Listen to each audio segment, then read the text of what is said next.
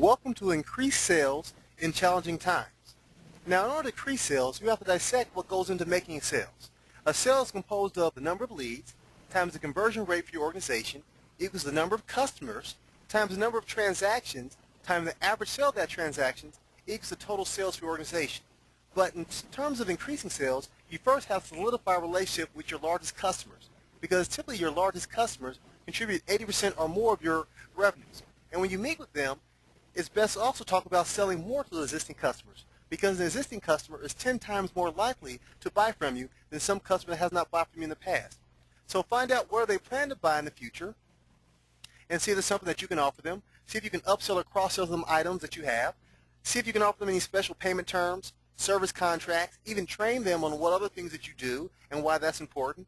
Increase your prices, or even set some minimum order amounts. Also, in terms of increasing sales, going after new customers, traditionally prospecting, presenting, and following up. So are there some customers your competitors can't service anymore? Now, the one watch I'd always caution is that your competitors are also calling your customers to see if you are not servicing them the way that they want to be serviced.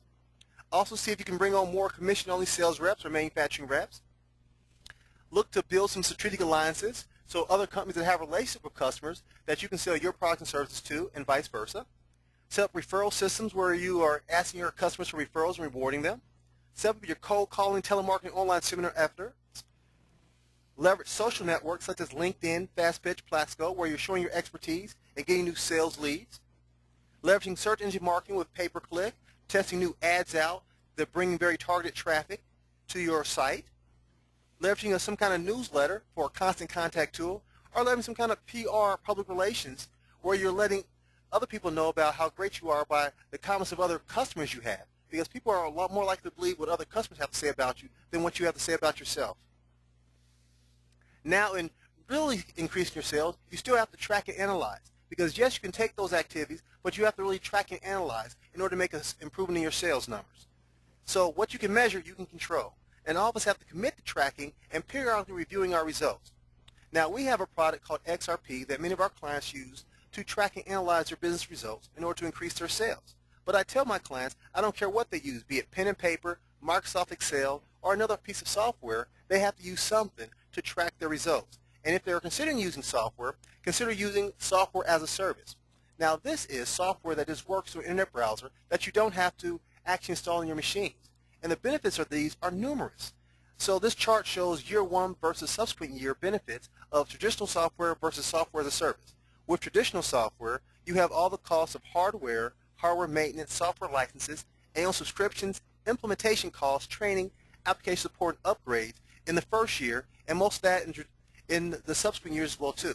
But with software as a service, you're just really paying for the system as you use it. So you only have annual subscription, implementation, training costs in the first year, and just an annual subscription in the subsequent years. And now we'll just get into a quick demo of xRP, our system that helps our clients track and analyze their business results. So now when you first log into xRP, as the screen shows, it shows information about who you are and which company you're logged in at. So I'm logged in as Ben Moore of Niche Consumer Products, and it brings me to the task page, so I can see all the tasks from my organization that my organization needs to accomplish. What's the project, the status, the priority, the comment, the user, and who actually created this, and I can search over that. Now in customizing xRP, we go over the CRM sales, CRM setup, and go over to the opportunity types, and we enter in the different type of opportunities for the company. Now every company is different. For Niche Consumer Products, their opportunity types are the Diaper 911 project, distribution, licensing, manufacturing, packaging, and even some sales representation opportunities. So first and foremost, you need to enter in the different opportunity types for the company to really customize xRP for that company. Next, we can go into CRM, then down to opportunities and considering, to bring up all the opportunities that the company has that is currently open. And you can see all these with the ability to search over them, so you can keep track of all the opportunities that your organization is working on. And now with adding a new opportunity to the system, we can just quickly add a new opportunity into the system. So we're giving it a short name, this test opportunity. We can give it a description, this test opportunity for a presentation. We can select which account or customer it's for. Or if it's a new account, we just leave it as new account. We can select the type of opportunity this is. We're just going to choose manufacturing. We can select the status of this opportunity from the first contact all the way to a contract being accepted. we're just going to put this in this demonstration status. We can enter in the value of this opportunity. We can select a close probability. So what is the probability that we're going to close this opportunity? We enter a close date. Now the system defaults to 1 month from the day's date, so we can always open up the calendar and change that.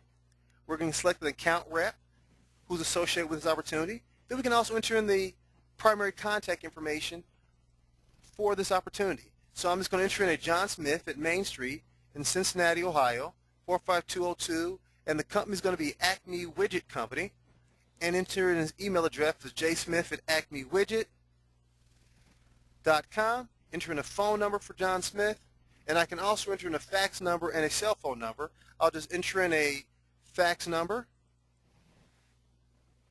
and then hit the add button. And so now what this is going to do, this is going to add all this information to the system. So it's going to add this contact to the contact database. It's going to add this account to the account database. And it's going to add this opportunity to the opportunity database and associate all these things together. So every time you come to the opportunity, you can see all the information related to the opportunity, the primary contact information, and there's a series of tabs along the top to manage all the information related to this opportunity. So every time we make contact with this opportunity, we can add a note. So I'm just going to put spoke to John Smith about delivering 100 widgets on Tuesday. Submit, and when I submit that, then the system knows who I'm logged in as, and it times and date stamps that. So therefore, if anyone in your organization logs in and adds a note, you'll see the whole contact history, which helps you track and analyze what's going on with the sale and shorten your sales cycle. Also, you can upload any documents related to the sale. You have very granular control over this opportunity, so you can give different users and customers access to this opportunity.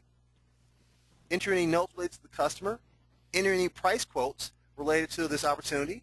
Add additional contacts to the system for this opportunity. So I'm going to add a Jane Doe at jdoe@acmewidget.com. Enter the phone number for Jane Doe to keep all these things in one area. Then I can even enter in commission information. So if there's a commission structure related to this opportunity, I can select the account rep and I can enter the commission structure. So for this one, we're just going to give 5% plus $50 for this opportunity.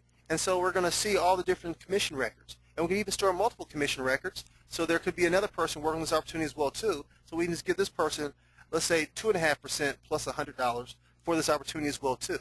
So it allows us to have a commission structure associated with each opportunity. And now we're going to tie into the rest of the system where now I'm going to add the next follow-up task for this opportunity to really coordinate our organization to help improve our sales. So now my next follow-up task for this is send product sample. I can assign it to any user in the system. I can select the status, select the priority for this, enter in a task description, and hit submit. And now it's going to add this task to the system. So overall, when I logged in before, it brought me to the task screen. So now on that same task screen, we're going to see that task that we just added. And the system even alerts us of any task that is overdue or any task that we need to accomplish that day, so to help us better organize and coordinate our organization. So here is this reminder that pops up that you need to send this product sample out. So when I've sent this product sample out, we can dismiss that reminder. Also under CRM Sales, now that I showed you how to enter one record at a time, you actually import all your different records from an Excel files. Also, we have a status report, so you can kind of see your opportunities which you have open in your system. So in terms of the status report for niche consumer products, we see these opportunities broken down by the opportunity type and their values, total value and expected value, and the number of opportunities. The opportunity status, the number, the total value, and expected value, and even which account rep has these things associated with them. Then we can also look at the status report graph, so we can look over the next 12 months what our expected revenue is and what the total possible revenue is in the next couple months. So we begin to kind of forecast our revenues and look to try to bring forward some of these opportunities in the months where we see some fall off in our organizations. Also in xRP, to help you better manage your organization and improve your sales, there's a knowledge base so you can store your articles, policies, and procedures, and best practices within your organization. There's also a manage where you can create purchase orders, create bill of ladings for shipping.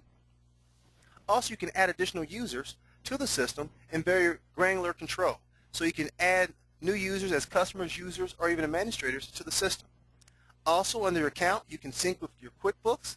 You can change your login, including change your password, and you can even manage your company and turn on some of the other features of xRP. Now we've kind of gone through the base of xRP in order to track and analyze your business results. Now we're just going to quickly wrap up with our next steps. Next steps, for you to sign up for a free 30-day trial of xRP at xrpsystem.com. Once again, that's xrpsystem.com.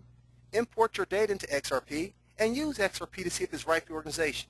We provide xRP to our clients for just $9 per user per month. Once again, that's just $9 per user per month with no upfront cost, and it works fully through an internet browser. Thank you.